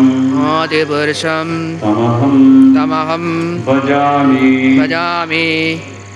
ఇక్కడ సూర్యనారాయణ గురించి మనకి బ్రహ్మ సంహిత అనేటువంటి సంహితలో మహా అద్భుతంగా వర్ణిస్తారు.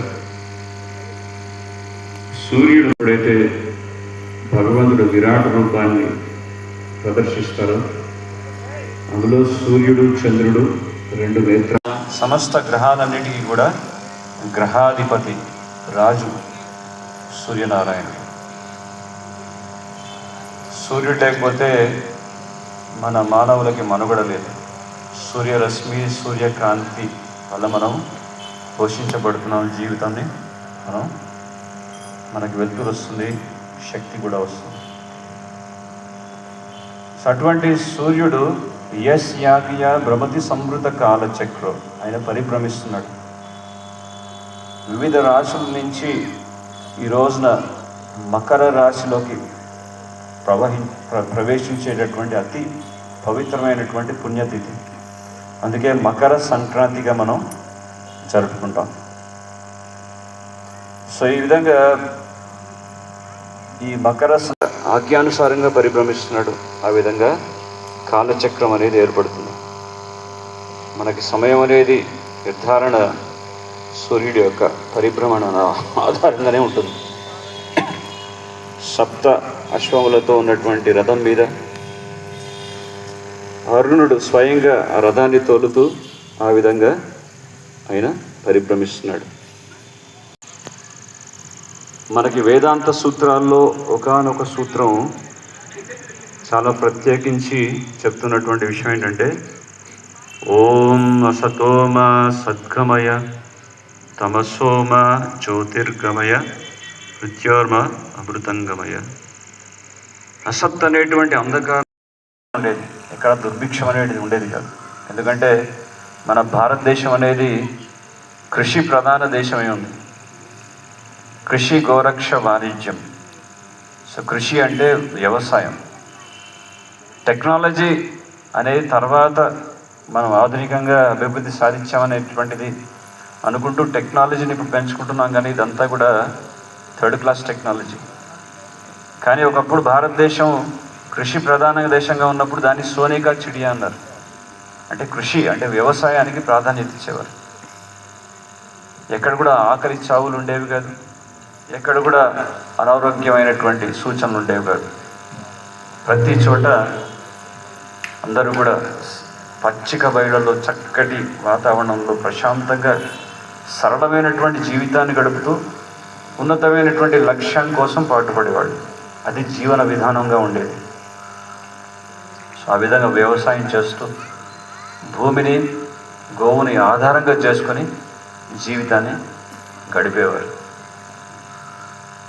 భూమిని గోవుని ఆధారంగా చేసుకున్నటువంటి వారు ఎన్నటికీ మోసపోరు అంటారు.